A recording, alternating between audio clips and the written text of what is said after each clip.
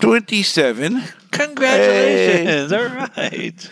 Diagnostic approach to pulmonary embolism in a rural emergency department. You know, I have had people come up and say, you know, we don't have a CAT scan or MRI machine around the corner.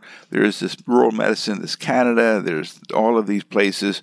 You know, how about a little bit more emphasis on rural medicine? Yes, and this is Canada. Yes, it's not just Canada. You should know this. Who's that? Ken Milne. Oh, yeah. Okay, yes, this is Canada.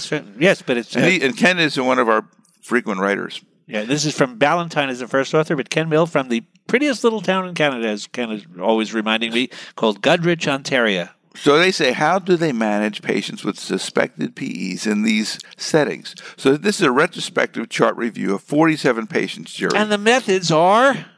Sloppy. Excellent. Excellent. Excellent. 47 patients. Congratulations. Seen at one hospital in Canada over a 5-year period, which means it's less than 10 per year. Well, that's because in anywhere else in America, we would have taken 50 other patients or 200 other patients and called them rule-out PE. Well, we're going to get to that. We're going to get to that. I know where you're going. Only D-dimer and ultrasound were available at this little hospital. Otherwise, you had to go 30 miles if you wanted to get a CT or VQ scan. Only 87% of the patients had a chest x-ray at the local hospital. Now, come on. 1 out of 8 people you're thinking of has PE. Forget chest x-ray. Well, if you're not going to do a scan, you know. 83% had a D-dimer. Very high percentage. Which bothers me a little bit. Ken, that's my only complaint here. Well, not only that, there was no documentation on the charts for you to stratify these patients into clinical risk anyway, so it didn't matter. So the hospital was 30 miles away.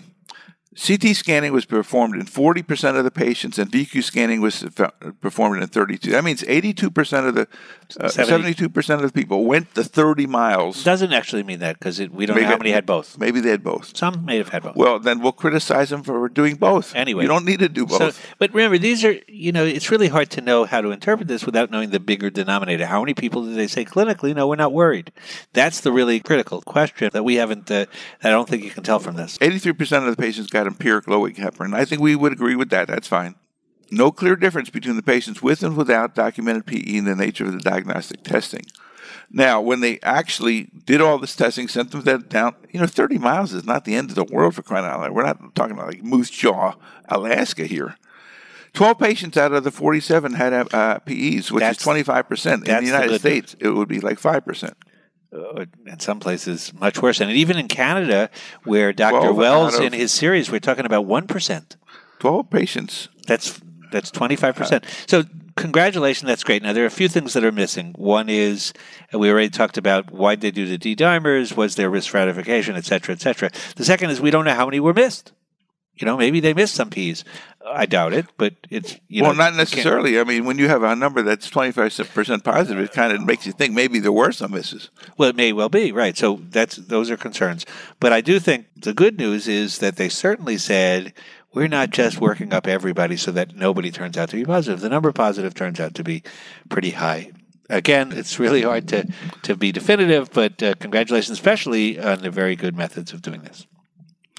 So you like the methods, but you didn't like the necessarily the outcome. No, I do. I think the one thing is very persuasive that they didn't just work up everybody. Get chest X-rays. But there are other things that we just don't know the answer to. You're being so charitable.